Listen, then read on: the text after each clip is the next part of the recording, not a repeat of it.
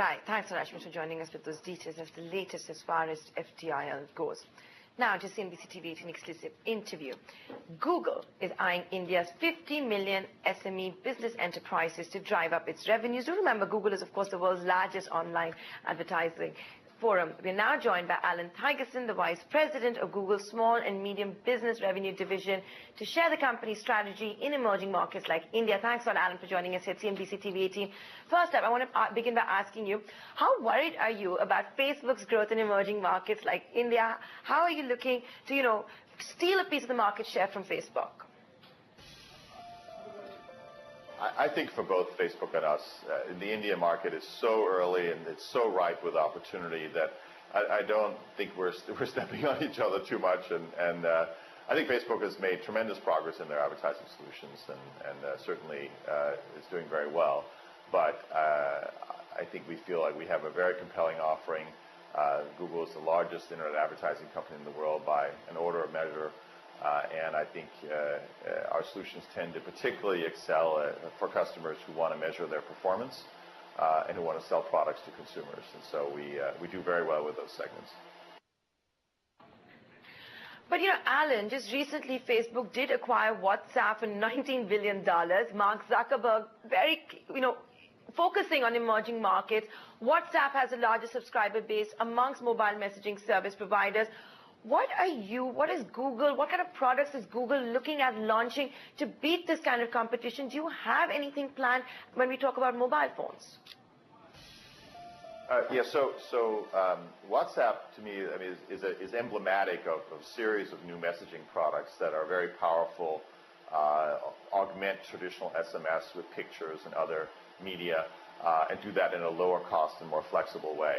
It's a great tool once you've acquired a customer for engaging with them, and I've spoken to many Indian businesses who use it for that purpose.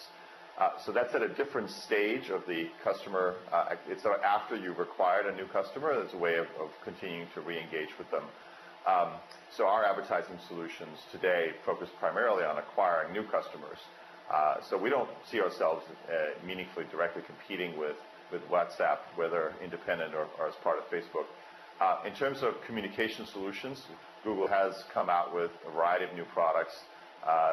Google Hangouts, for example, allows businesses to communicate via video with one or more consumers at the same time. I think you'll see more and more innovation in that area from Google.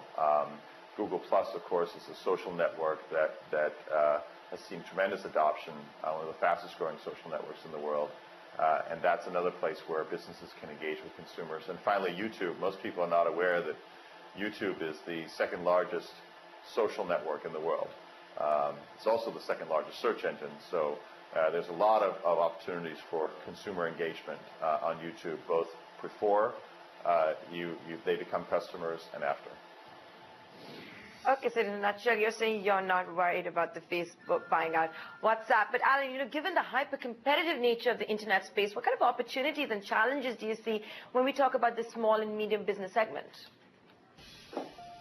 Yes, the internet certainly is very competitive. That said, at the same time, the market is growing so rapidly that we're not really too worried about competition.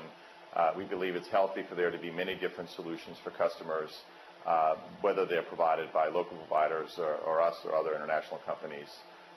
So I'm much more focused on delivering great solutions for small businesses than on worrying about the competition at this moment. Okay, Alan, unfortunately, completely out of time, so we're going to have to leave it at that. That's Alan Tigerson telling you about Google's new plans, new products that we might see. With that, we'll wrap up this edition of Reporters Diary. Thanks for watching.